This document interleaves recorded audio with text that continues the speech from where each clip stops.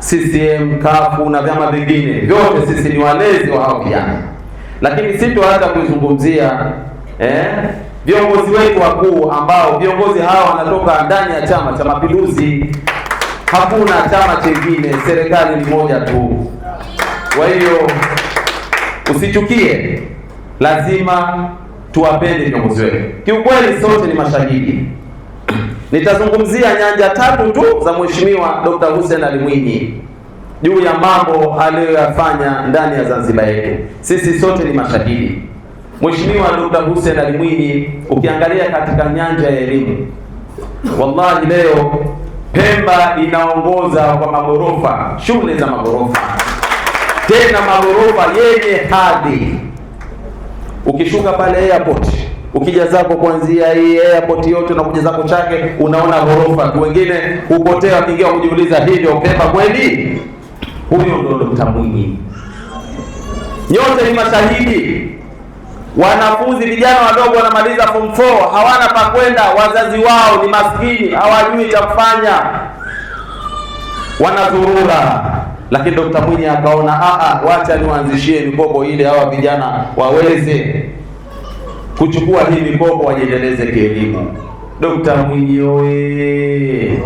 Leo tunachukua mikopo, kijana kamaliza form 4 anakwenda kuchukua mkopo, anakwenda kupiga diploma yake. Kweli si kweli? Nani kama Dr. Mwinyi jamani? Tukija katika sekta ya afya, kwa kweli nyinyi ni mashahidi. Leo unakwenda hospitali, dawa zote hununui, unatafuta mkoba wako wa dawa. Ukitoka dawa zina thamani ya shilingi 170,000, 80 unazipata bure. Jamani, naogopa unisute kama nasema uongo hapa ndipo, kwa sababu tunaona. Mimi mwenyewe ni mfanyakazi wa hospitali wa Wizara ya Afya, na yaona na nayajua. Dr. Mwinyi oye! Lakini mwisho, sisi ni mashahidi hapa, na mwenyekiti wangu yuko wa wazazi wa vijana na mbunge wangu wa vijana yupo. Huko nyuma huko tunapotoka, tulikuwa na wale wakifanya biashara wadogo wadogo, uzaji samaki, wachuuzi na nini. Wale ilifikia wakati hasara ilikuwa ni kubwa ya kuzima umeme. Hasara ilikuwa ni kubwa kwa kweli. Umeme unazima pa. Sote ni mashahidi. Pemba kuzima umeme wiki moja, wiki mbili hatuna umeme. Na unazima umeme bila taarifa yoyote. Kwa kweli ilikuwa ni kilio. Na ukitoka umeme tunapewa laini kongwe, laini mpya. Ni mashahidi tulikuwa tunaona. Lakini leo yote yapo hayo. Yapo hayo. Ukizima umeme zitakuja taarifa siku 3 nyuma. Jamani, Jumapili tutazima umeme saa 2 mpaka saa 7 kwa kuboresha miundombinu. Kila mmoja anajipanga na kila mmoja anaisimamia biashara yake, hakuna anayepata hasara. Dr. Mwinyi oye!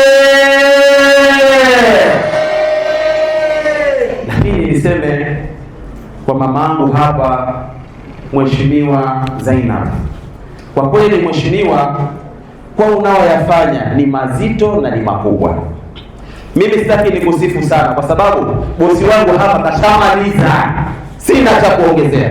Lakini nikuambie mheshimiwa, wewe ni kigezo chetu, yaani mtume wetu ndio kigezo chetu kukufuata yeye, kwamba tunafuata miongozo ya Mtume wetu Muhammad sallallahu alaihi wasallam.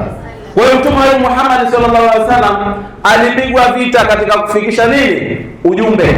Haya unawafanya mheshimiwa, usione kwamba hakuna watu wanaokupiga vita kwa siri na wengine wanakupiga vita kwa dhahiri. Hakuna anayependelea hayo.